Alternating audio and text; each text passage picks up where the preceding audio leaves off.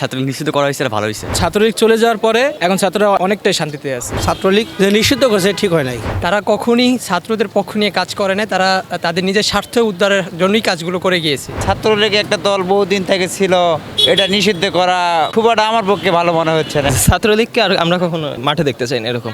এগুলো তো ঠিক না, কারণ আমরা তো বাংলাদেশের নাগরিক, আমাদের সবারই তো অধিকার আছে। সে অধিকারটা কেন ফলাতে পারবে না? ওরা নিজেদের পাওয়ার সব জায়গায় খাটায়, আর এখন যেহেতু নিষিদ্ধ হয়েছে এটা আমাদের জন্য খুব ভালো হয়েছে। আর আমি চাই না যে ওরা আর কখনো আসুক। ওরা বিশ্বযুদ্ধ হত্যা থেকে শুরু করে অনেকগুলো হত্যাকাণ্ডের সাথে সরাসরি জড়িত ছিল। ছাত্রলীগ দল মনে করেন বহুদিন থেকে ছিল, দলটার উপর মনে করেন মায়া মমতা একটা। আগে যে ছাত্রলীগটা ছিল ওনারা আসলেই দেশের জন্য কাজ করছে, কিন্তু এখন যে ছাত্রলীগ এরা তো কাজ করে না, এরা তো আরো মনে করেন গুন্ডাগিরি করে। ওরা যেভাবেই আসুক না কেন আমরা এদের কাজ চাচ্ছি না। দেশের অনেক উপকার হয়েছে, ছাত্ররা অনেক অত্যাচার করতো। ডাক্তার ইউনূসকে ধন্যবাদ জানাই এই জন্য উগ্র আচরণবিধি ছাত্রলীগ সংগঠনকে নিষিদ্ধ করার জন্য। বাংলাদেশ ছাত্রলীগকে সন্ত্রাসী ও রাষ্ট্রবিরোধী কর্মকাণ্ডের কারণে গত 23 অক্টোবর নিষিদ্ধ ঘোষণা করেছে বাংলাদেশের অন্তর্বর্তীকালীন সরকার। দর্শক, এই বিষয়টি সাধারণ মানুষ কিভাবে দেখছে সেটাই আজকে মূলত জানার চেষ্টা করব। তো দর্শক, চলুন এই বিষয়টি তাদের কাছ থেকেই জেনে আসি। আমরা তো সবাই বাংলাদেশের নাগরিক, সবারই তো অধিকার আছে। এগুলো তো অধিকার বর্ণন করতেছে, মানে তার তো অধিকার থেকে মানে এক কথা তাকে নিষিদ্ধ করে দেওয়া হচ্ছে, তার কোনো অধিকার থাকতেছে না। এগুলো তো ঠিক না, কারণ আমরা তো বাংলাদেশের নাগরিক, আমাদের সবারই তো অধিকার আছে। সে অধিকারটা কেন ফলাতে পারবে না? বহুদিন থেকে দলটা ছিল, দলটার উপর মনে করেন মায়া মমতা একটা দল, একটা যেটাই করি সেটা বিষয় না। কিন্তু ছাত্রলীগ দল মনে করেন বহুদিন থেকে ছিল। ছাত্রলীগকে ভালোবাসে? হ্যাঁ, দলটাকে ভালোবাসি আর। আমরা খুব ভালোভাবে নিচ্ছি, কারণ কি ওরা নিজেদের পাওয়ার সব জায়গায় খাটায়, আর এখন যেহেতু নিষিদ্ধ হয়েছে এটা আমাদের জন্য খুব ভালো হয়েছে। আর আমি চাই না যে ওরা আর কখনো আসুক। আসলে যখন এই ছাত্রলীগটা চলে গেছে তখন আর কি আমাদের যে ছাত্ররা আছে বা যে কোনো কলেজ স্কুল বা ভার্সিটি, সেই ক্ষেত্রে এখানে অনেক ভালো হয়েছে। কারণ ছাত্রলীগ থাকা অবস্থায় এরা খালি যখনই মানে কোনো একটা মিটিং হতো বা কোনো প্রোগ্রাম হতো তখনই ছেলেদেরকে বা মেয়েদেরকে ডাক দিয়ে নিয়ে চলে যেত যে তাড়াতাড়ি আসুক, প্রোগ্রাম আছে। যদি না যেতাম কিন্তু পরবর্তীতে তারা এমনইভাবে আমাদেরকে হুমকি দিত, তখন মনে করেন যে তারাও অশান্তিতে থাকতো ছাত্ররা। এখন ছাত্রলীগ চলে যাওয়ার পরে এখন ছাত্ররা অনেকটাই শান্তিতে আছে। কারণ বাংলাদেশে একজন ছাত্রের প্রথম এবং শেষ পরিচয়টা হওয়া উচিত সে একজন ছাত্র। এখানে রাজনীতি বিষয়টা আসা উচিত না। আর দ্বিতীয়ত যদি বললেন আমরা থার্ড ওয়ার্ল্ডের একটা দেশ, কারণ ফার্স্ট ওয়ার্ল্ড বা উন্নত দেশগুলোর দিকে তাকান, দেখেন কোনো ইউনিভার্সিটি কিন্তু ছাত্র রাজনীতি নেই, তাদের বড় পরিচয় তারা ছাত্র।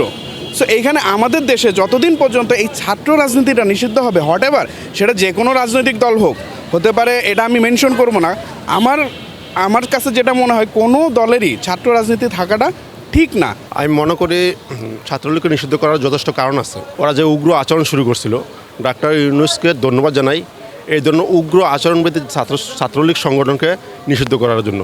আসলে ছাত্রলীগ দলটাকে নিষিদ্ধ ঘোষণা করার কারণে বিশেষ করে যারা ছাত্র তারাই বেশি একটা খুশি হয়েছে।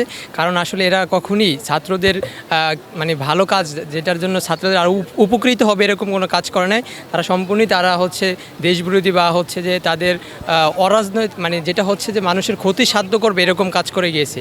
তারা কখনই ছাত্রদের পক্ষ নিয়ে কাজ করে না, তারা তাদের নিজের স্বার্থ উদ্ধারের জন্যই কাজগুলো করে গিয়েছে।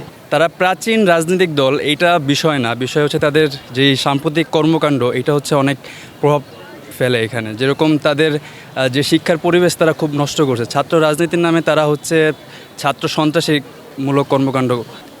আমার জানা মতে বা আমার দেখা মতে কোনো কাজ করেনি, তাদের বাদ দিয়েছে, এটা খুবই ভালো হয়েছে।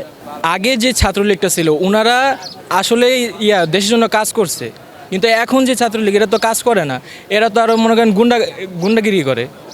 আগেরকার তো তারা স্বাধীনতার জন্য আপ্রাণ চেষ্টা করছে যে কীভাবে আমরা দেশটাকে স্বাধীন করবো, কিন্তু এখন তো তারা সেটা করে না, সেটার ব্যতিক্রম করতেছে। আসলে ছাত্রলীগ দেখেন গত 15 বছর যাবতে যেরকম মানে নির্যাতন চালাইছে, মানে স্টুডেন্ট বলেন মানে সাধারণ জনগণের উপর, মানে আসলে সবাই মানে ক্ষিপ্ত ছিল, যা আসলে মানে খুবই একটা মানে আমার মনে হয় নতুন অন্তর্বর্তী সরকারের জন্য এটা খুবই ভালো একটা দিক। ছাত্রলীগকে আর আমরা কখনো মাঠে দেখতে চাই না এরকম। আমি চাচ্ছি যে মানে নাই থাকুক, যেহেতু ওরা চলে গিয়েছে। চাই না যে ওদেরকে আর দেখতে আমাদের এখানে মানে দেশে। ফার্স্ট অফ অল আমি রিসেন্ট টাইমে যেটা বললাম, রিসেন্ট টাইমে ওরা যে ক্রিয়েটটা করছে আর কি, আমাদের বড় ভাইদের যেভাবে ঢাকা বিশ্ববিদ্যালয়ের স্টুডেন্টদের যেভাবে মারধর করছে, এটা হোক উপর থেকে ওদের আদেশ দেওয়া যেটা হোক, বাট এখন এটা দেখা যাচ্ছে যে ওরা কিন্তু এখন একটা মানে সংকটটা এখন কিন্তু একটা কালো পর্যায়ে চলে গেছে। এখন ওরা যেভাবেই আসুক না কেন আমরা এদের কাজ চাচ্ছি না।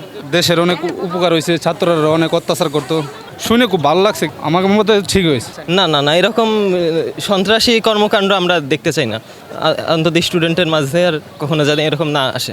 যারা হচ্ছে শুরুতেই তাদের বাজে একটি ইমপ্রেশন ক্রিয়েট করছে পুরো দেশের মাঝখানে, সেখান থেকে আবার নতুন করে তাদেরকে আনা, খাল কেটে কুমির আনার মতোই অনেকটা। আমাদের সর্বশেষ চাওয়া হচ্ছে ছাত্রলীগের যে কর্মকাণ্ড ছিল, সে কর্মকাণ্ডের সূচিতে ওরা যে আদর্শ লালন করে, সে আদর্শ বাস্তবায়নের কোনো কর্মকাণ্ড ছিল না। তো আমাদের সর্বশেষে এটাকে আসলে দমিয়ে রাখতে হবে যেভাবে হোক, এর উত্থান যাতে দ্বিতীয়বার বাংলার মাটিতে আবার না হয়, এই চেষ্টা করতে হবে। কারণ ওরা যেই সমস্ত কার্যকলাপ শুরু করছিল, সাধারণ বিশ্ববিদ্যালয় থেকে শুরু করে ছাত্র সমাজকে টোটালি ওরা নিষিদ্ধ অন্ধকারে নিয়ে গেছিলো। এই জন্য ছাত্রলীগকে নিষিদ্ধ করার জন্য আমি মনে করি ঠিক আছে। ওরা বিশ্বজিৎ হত্যা থেকে শুরু করে অনেকগুলো হত্যাকাণ্ডের সাথে সরাসরি জড়িত ছিল। প্রত্যেকটা হত্যাকাণ্ড যদি বিচার হয়, যদি কখনো ওরা দল গঠন করতে পারে তখন আসুক, কিন্তু এখন নিষিদ্ধ আছে, নিষিদ্ধই থাকুক।